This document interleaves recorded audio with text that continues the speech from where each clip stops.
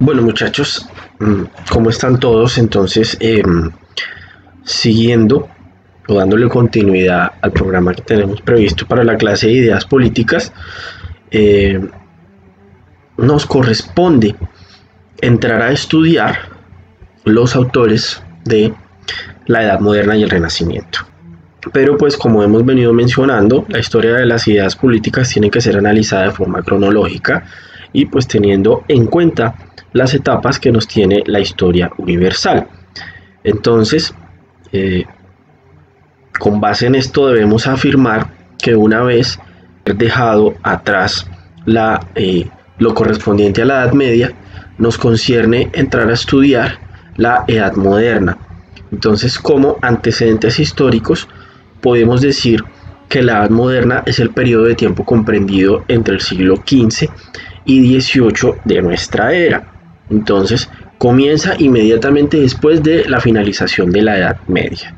¿Y qué es lo más característico de este periodo de tiempo? Primero que todo, podemos afirmar que esta es la edad o la era de las grandes invenciones y los grandes descubrimientos. Por ejemplo, grandes invenciones.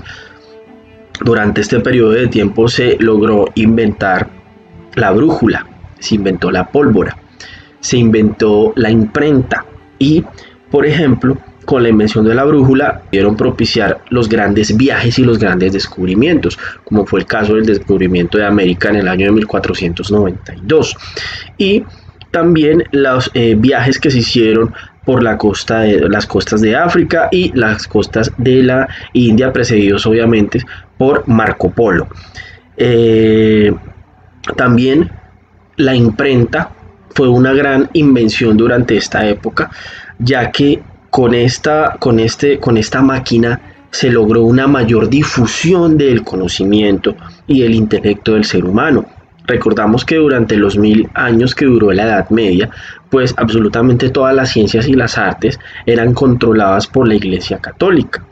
Esto pues vino a variar aquí en la Edad Moderna, ya que el conocimiento y todas las artes se universalizaron y la invención de la imprenta contribuyó en gran medida a que esto sucediera, ya que el conocimiento no iba a estar en manos de unos pocos, sino que se logró que este conocimiento se masificara y llegara a la mayor cantidad de personas posibles. Entonces esto solo fue posible aquí en la Edad Moderna gracias al descubrimiento de la imprenta.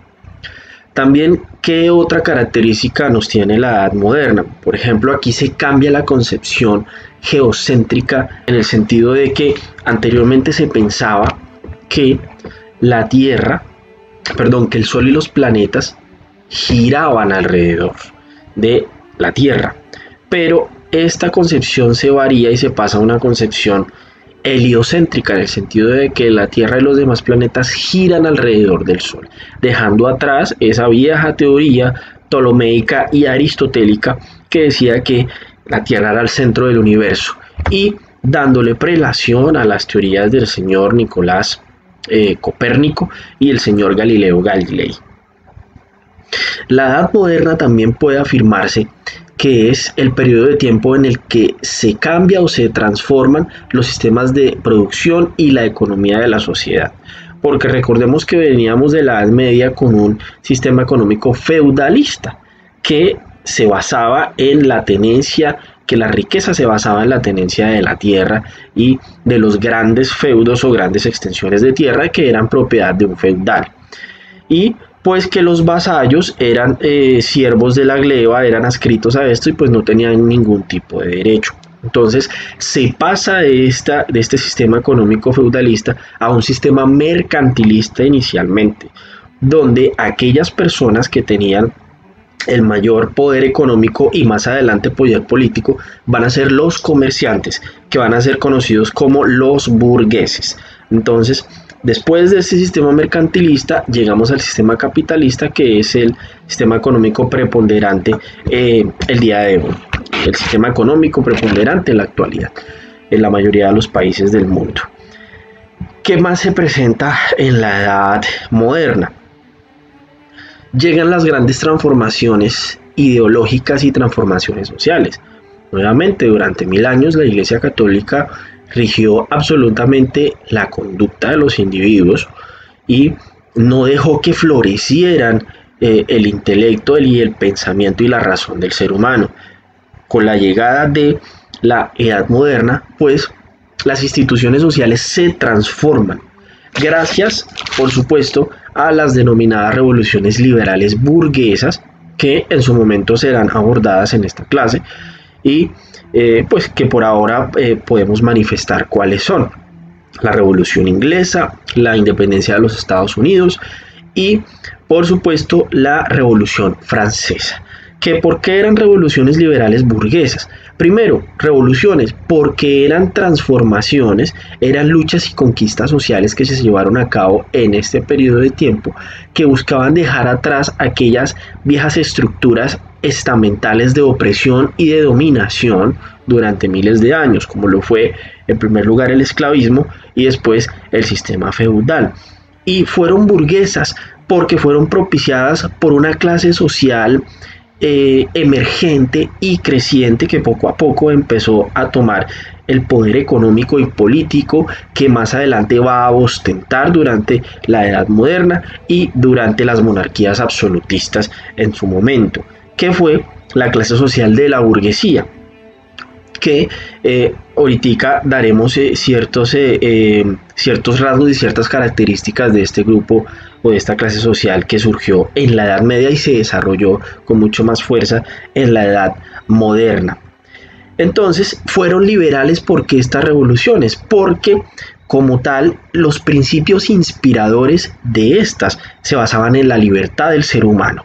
El ser humano entendiéndolo a este como un ser donde se debía regir mucho más por la razón, por el individualismo y por el respeto a su propiedad privada, que eran en últimas los pilares fundamentales del liberalismo,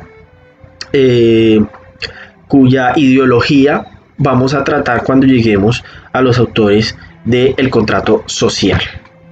Entonces, básicamente estos son como los rasgos fundamentales, las características más importantes que debemos tener en cuenta en la Edad Moderna, que fueron 300 años. 300 años fue un periodo de tiempo bastante corto en comparación con los 1000 años que duró la Edad Media, pero durante estos 300 años se forjó el pensamiento de la humanidad, la ideología, de tal manera que aquí en esos 300 años se empezó a cocinar y se empezó a desarrollar todas esas bases ideológicas y del conocimiento del ser humano que iban a ser el fundamento de las sociedades occidentales de ahí para adelante en lo que tiene que ver en la historia del ser humano.